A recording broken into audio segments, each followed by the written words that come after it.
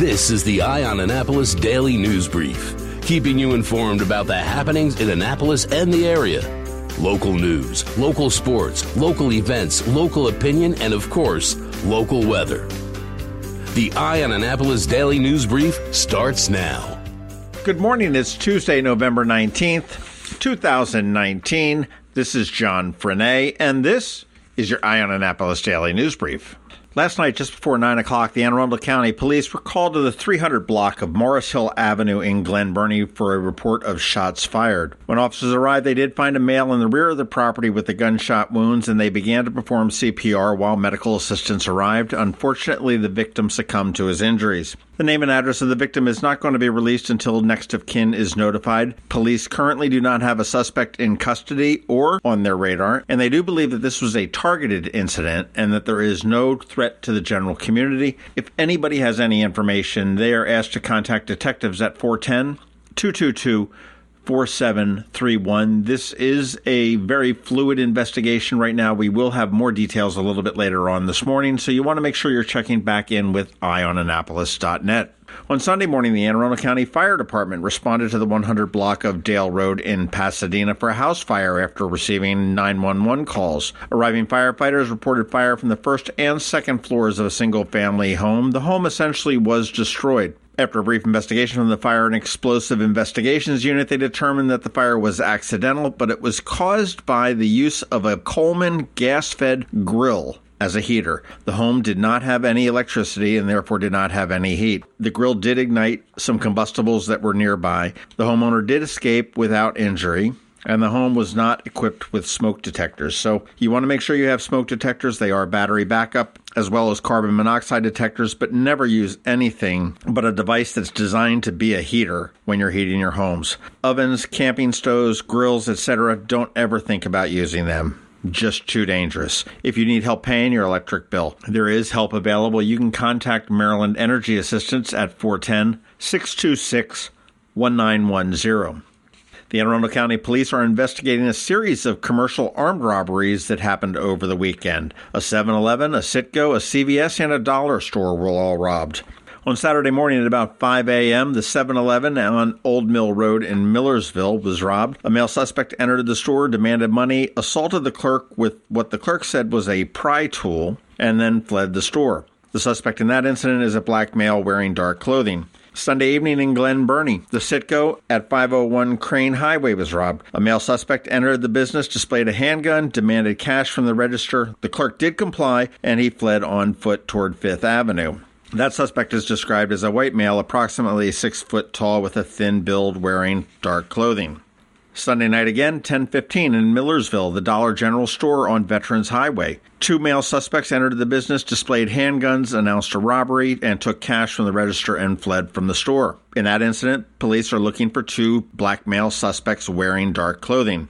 Final incident was on Sunday night at 11 p.m. in Crofton, the CVS at Davidsonville Road. 2 suspects entered the pharmacy, jumped over the counter, assaulted an employee with pepper spray, placed a bunch of pharmaceuticals into a bag, which they dropped on the way out. And the suspects in that one are described as 2 black males wearing dark clothing. The police do not have any suspects in custody, nor do they have any on their radar, and the robbery unit is investigating all 4 of these, so if you have any information, please give them a call at 410-222-4720, or if you want to remain anonymous, you can call the tip line at 410-222-4700.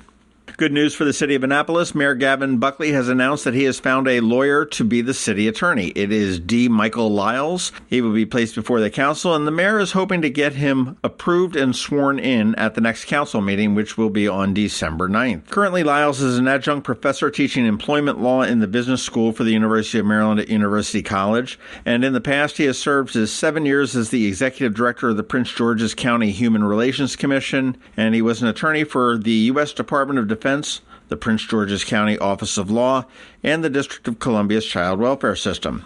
In 2018, he also ran as a Democrat for state's attorney in Prince George's County, losing to Aisha Braveboy in the primary. His predecessor, City Attorney Richard Melnick, left the city back in March after less than a year on the job, and this does close about a 9-month period where we did not have a city attorney. Attorney Kerry Berger, who is in the Office of Law, was the acting city attorney since April of 2019. Buckley still has some vacancies to fill, though. He may have to find a public works director if David Jarrell moves over to the city manager position, or he'll have to fill a city manager position if David Jarrell decides to stay put in the public works department. Also, our planning and zoning department is in need of a director as well. Over on the county side, after 3 public hearings, 40 amendments, and hearing 10 hours of public testimony, County Executive's Forest Conservation Bill has unanimously passed the County Council. In a statement issued late last night, Pittman said, "For decades, it's been too easy to cut down forests in Anne Arundel County, but that changed tonight. This bill moves Anne Arundel County from the state leader in forest loss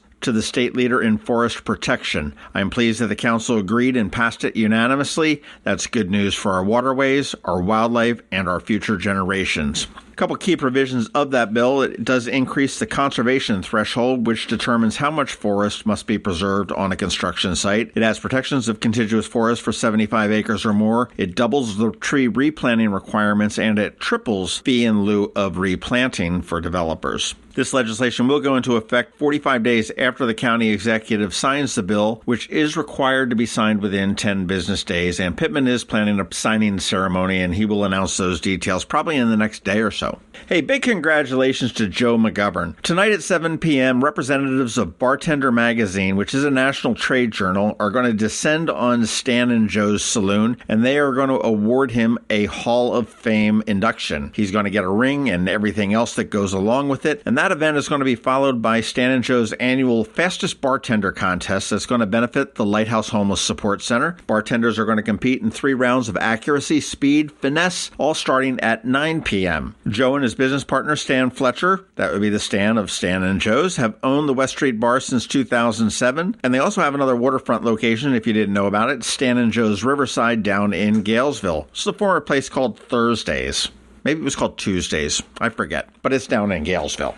Joe did begin his bartending career in D.C. nearly 40 years ago, and upon hearing about his Hall of Fame induction, he said, "I am humbled by this award and have been truly blessed over my career to have an exemplary crew of teammates, but mostly my wife and fellow bartender, Tracy, who has allowed me to follow my dream of being a pub keeper." Congrats to little Joe. Head on out to Stan and Joe's tonight at 7 p.m. Say congratulations in person. He'll be the short guy with the big smile and the beard. You can't miss him. Hey, country legend Suzy Bogguss is coming to Annapolis. Her show is this Saturday night at 8 o'clock at Ram's Head on Stage, and you want to check out the Marilyn Krabs podcast. We did a podcast with her yesterday, and I was very glad and very proud that I didn't screw up her name and call her Suzy Bogguss, which, incidentally, for most of my life, I thought that's how you pronounced it. You learn something new every day. It is Tuesday, so it is Ticket Tuesday with our friends at the Ram's Head on Stage, and they have a show coming up on Sunday evening at Maryland Hall featuring the smooth and contemporary jazz of Boney James from out in L.A. He's been playing for years, and we have a nearly sold-out crowd at Maryland Hall for Sunday night, the 24th. If you are a fan of Kenny G, Brian Culbertson, David Sanborn, this would be a show that you'd want to see. We'll go old school, simple today. Be the 5th person to send me an email saying, "Send me to see Boney," and you're in.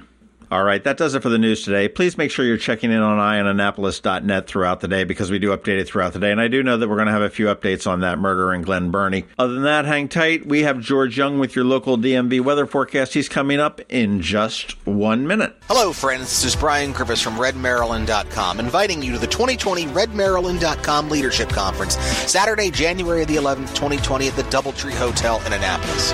Confirmed speakers include Congressman Andy Harris, Commerce Secretary Kelly Schultz, Transportation Secretary Pete Ron, Senator J.B. Jennings, Senator Steve Hershey, Senator Justin Reedy, Delegate Nick Kipke, Delegate Kathy Shalega, Delegate Lauren Erican, WBAL Radio's Andrew Langer and Jerry Rogers, Maryland Federation of Republican Women President Diana Waterman, Maryland Young Republicans Chairman Maria Sophia, Lauren Bogley from the Maryland Right to Life, and so much more. Tickets are available at redmarylandconference.com. Sponsorship opportunities and vendor tables are also available. That's redmarylandconference.com. Don't miss out on your opportunity to attend the redmaryland.com Leadership Conference Saturday, January the 11th in Annapolis. Once more, buy your tickets now at redmarylandconference.com. Going out? You need the most up-to-date local weather. Here's George Young from DMV Weather in Annapolis with today's forecast. Hey everyone, this is George with DMV Weather, and this is your Eye on Annapolis forecast for Tuesday, November 19th. After another chilly day yesterday for the Annapolis region, today will feel a bit better with a fair amount of sunshine and temps in the 50 to 55 degree range for afternoon highs. Then more of the same tomorrow, though a bit breezy, followed by a very nice Thursday with sunny highs 53 to 59 degrees. Followed by possible low 60s on Friday, though some PM showers are possible as well as another front moves through, which will set the stage for more below average temps over the weekend with highs upper 40s to low 50s. Okay, that's it for today. This is George Young of DMV Weather. Make it a great day out there and be sure to get our free app on all of your devices by searching for DCMD VA Weather in the Apple or Google App Stores, and also follow us on Facebook and Twitter and on our website at dmvweather.com. so you can always stay weather informed. Have you ever been to the Annapolis Mall when it opens for the day? Maybe you've noticed the line of folks waiting to get into the Apple Store. As you may know, I'm a Mac user, and today's episode of the Daily News Brief, in fact, all of the episodes of the Daily News Brief have been produced right here on my Mac computer. What you might not know about is Macmedics. They were founded here in Annapolis in 1989, and they are an Apple-authorized premium service provider, the only one in the Baltimore-Annapolis, D.C. area. And what that means to you is that they repair all Apple devices, including the iPhone screens and batteries, all without an appointment. And most repairs are done the same day, usually within 2 hours. They also sell everything except the iPhone and the watch for the same price as Apple. I don't know why you would go anywhere else. Give them a call at 410-757-MACS, or if you're not into the whole letter thing, 410-757-6227. Stop by their retail store in Severna Park on Benfield Road, or their service center in Lanham, right off of Route 50. Or you can always check them out online at macmedics.com. I'll tell you, they've saved me quite a few times, and I know they can save you. You've been listening to the Eye on Annapolis Daily News Brief. Tell your friends and colleagues this is the podcast where you can keep up on the latest with what's going on in Annapolis. And also tell them about our website, eyeonannapolis.net, where you can find even more information. This podcast comes to you every Monday through Friday at 7 a.m., keeping you informed with the Eye on Annapolis Daily News Brief. And take a moment to listen to our other podcast, The Maryland Crabs, released every Thursday at noon.